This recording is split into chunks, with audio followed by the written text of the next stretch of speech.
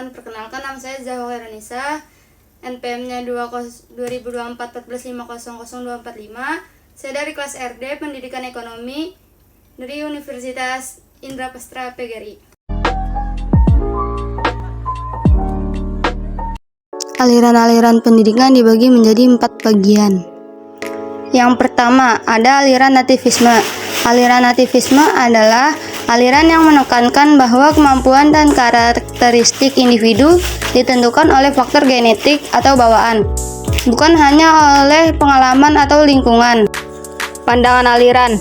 Yang pertama, fokus pada potensi. Nativisme percaya bahwa setiap individu dilahirkan dengan potensi tertentu yang harus dikenali dan dikembangkan. Yang kedua, peran lingkungan. Meskipun lingkungan berpengaruh, nativisme berpendapat bahwa faktor bawaan lebih dominan dalam membentuk kemampuan seseorang. Yang ketiga, kurikulum individual. Pendekatan pendidikan diarahkan untuk mengakomodasi keunikan dan potensi masing-masing siswa. Tokoh terkemuka. Yang pertama ada Johann Heinrich Pestalozzi tahun 1746 hingga 1827, mengembangkan prinsip pendidikan yang berfokus pada perkembangan alami anak. Yang kedua ada Jean Piaget 1896 hingga 1980. Meskipun lebih dikenal dengan teori perkembangan kognitif, ia mengakui bahwa struktur kognitif anak bersifat bawaan. Yang ketiga ada Noam Chomsky tahun 1928 sampai dengan sekarang. Dalam linguistik, Chomsky menemukan teori bahwa kemampuan bahasa adalah bawaan manusia.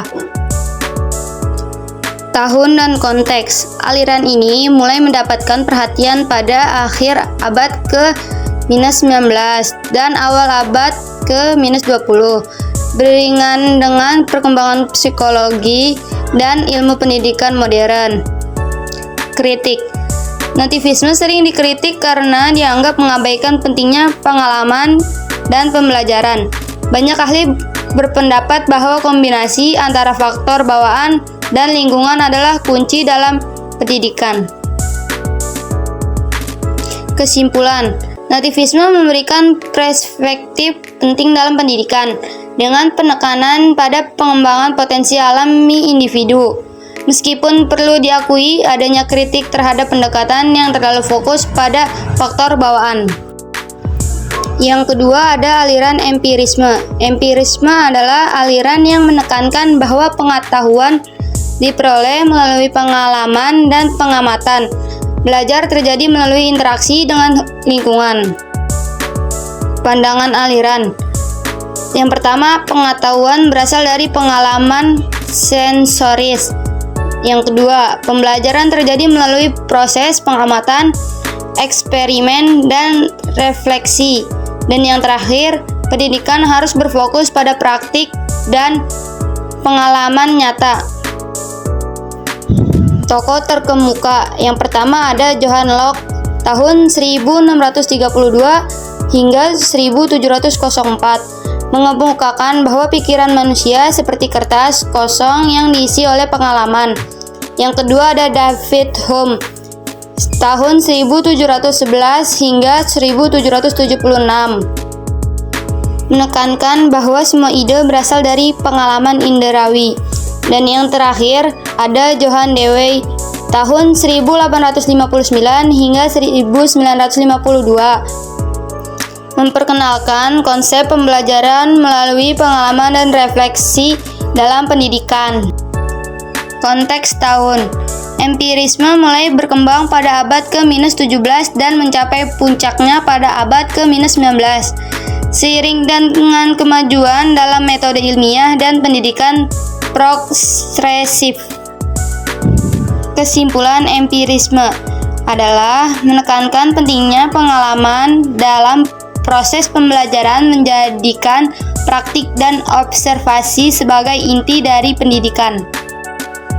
Yang ketiga ada aliran romantik naturalisme. Aliran romantik naturalisme adalah pandangan filsafat yang memadukan unsur-unsur romantisme dengan naturalisme yang menekankan hubungan harmonis antara manusia dan alam.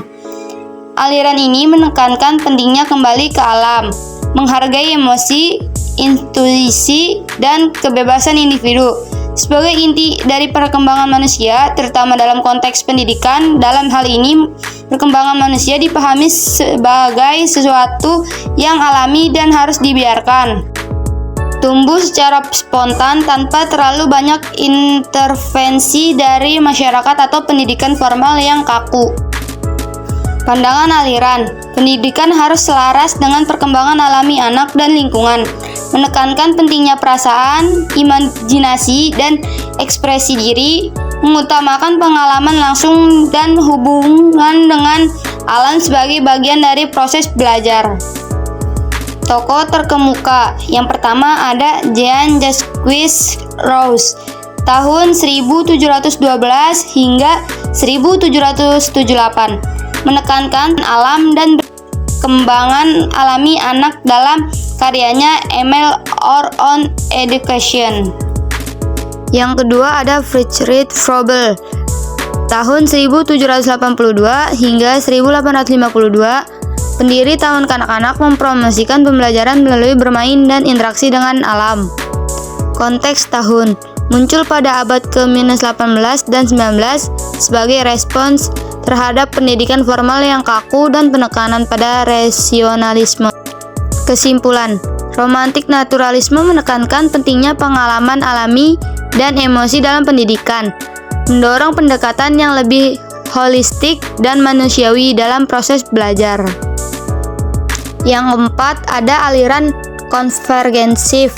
Konvergensif adalah aliran pendidikan yang menggabungkan berbagai pendekatan dan teori dalam pendidikan untuk mencapai tujuan yang lebih komprehensif dan efektif.